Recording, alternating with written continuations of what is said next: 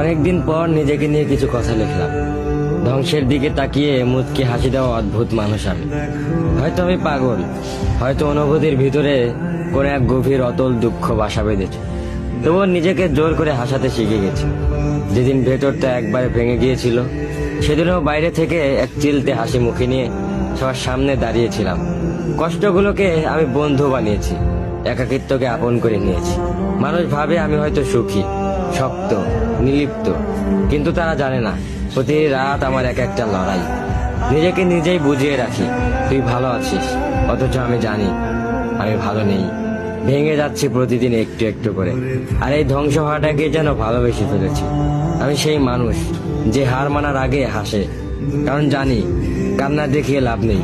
পৃথিবী শুধু শক্তদের মনে রাখে, দুর্বলদের নয়। তাই আমি অদ্ভুত, আমি অনুভূতির আগুনে পুড়ে যাওয়া নীরব যোদ্ধা। আমার জীবন কোনো সুখের গল্প নয়, এটা নিঃশব্দ বিপ্লব, যেখানে হাসির আড়ালে লুকানো থাকে হাজারো না বলা কথা, ভাঙা স্বপ্ন, হারিয়ে যাওয়া আমি।